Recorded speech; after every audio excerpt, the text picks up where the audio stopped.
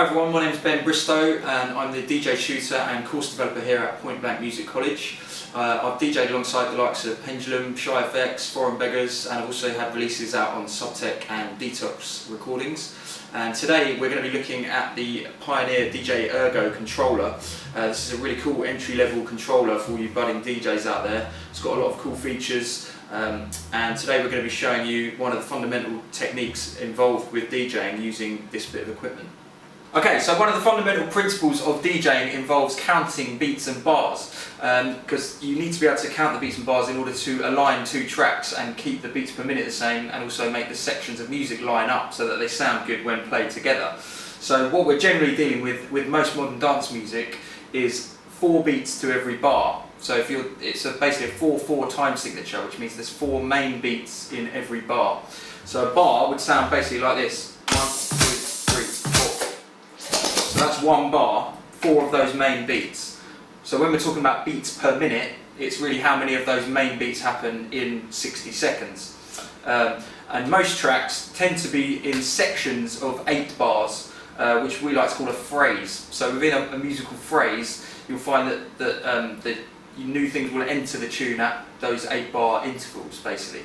So if you're beat matching, you not only have to worry about getting your beats per minute the same as with both tracks, you also have to worry about getting the phrases matched up so that the 2 tracks change in the same places and it effectively sounds like one piece of music and doesn't sound like a complete train wreck when it's sort of drifting out of time and not staying synced up with the other track. So what I'll do on this track is just firstly count the first 8 bars to see if it changes after 8, just to check that what we're dealing with is the correct cue point. So if I count from the very beginning of the track, what I'm going to do is keep track of the bars that we're on. So 1, 2, 3, 4, bar 5, bar 6, 7, 8. 1. Not much change there, but chances are it will at the next 8-bar interval. 4, 5, 6, 7, 1.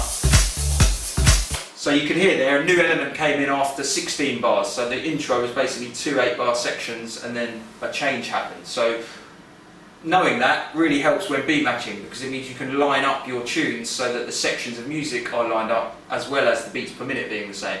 So now I've counted this tune, I've gone back to my start point, which is the very first beat of the whole track. I now know that is the start of a phrase. So what I would be doing, this tune would normally be the one I'm previewing, so it'd be in my headphones. If I wanted to beat match it with this track, I'm going to have to wait till this track gets to the end of one of those 8-bar sections and then start this tune so that they're both starting on beat 1 of bar 1 in a phrase, basically.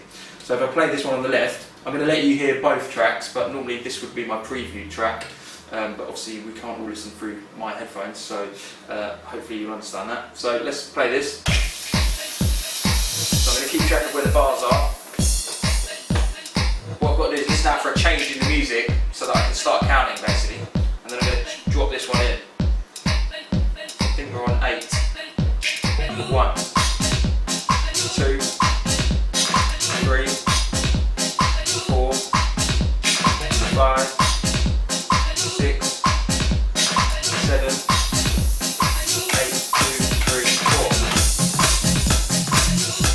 Now it's drifting out a bit, so what I've got to do is give this one a little bit of a boost so that it temporarily speeds up and catches up with the other track.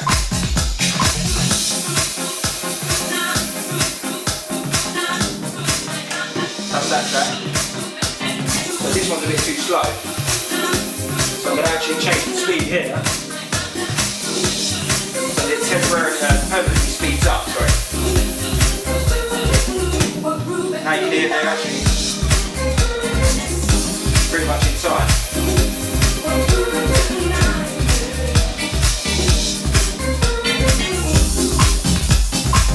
Drifting a little bit.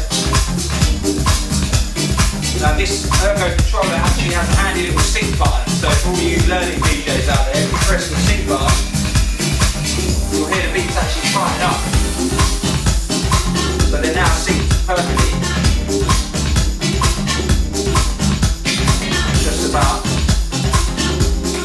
basically, the hardest bit about beat matching is learning to judge whether one tune is faster or slower than the other. So the sync function on a lot of equipment can definitely help with that. What we advise at the college here is to tune your ears more than relying on BPM counters, because it's far better to be able to mix purely by ear, because then you can always mix no matter what equipment you're on. But yeah, that's beat matching in a nutshell.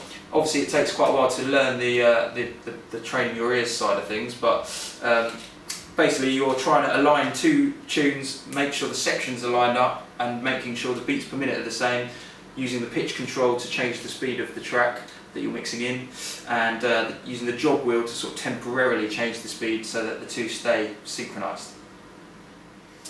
So, just to show you a couple of the cool features on the Ergo controller, one of them is the lights on the platters here. So if I play the track, there's a filter for each channel. So if I turn that filter on, if I turn it to the right, you get a high pass filter. If I turn it to the left, it's a low pass filter. And you'll notice the lights start going sort of crazy here. So that visually shows you that you've got an effect on, which is useful just because if you might not have noticed you've left an effect on.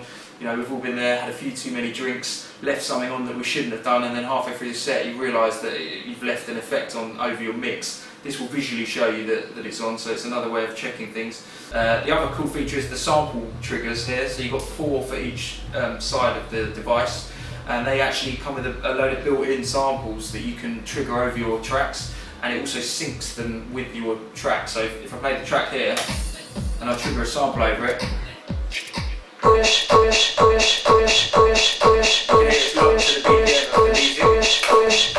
And yeah, you can load your own samples in there or use the built-in ones.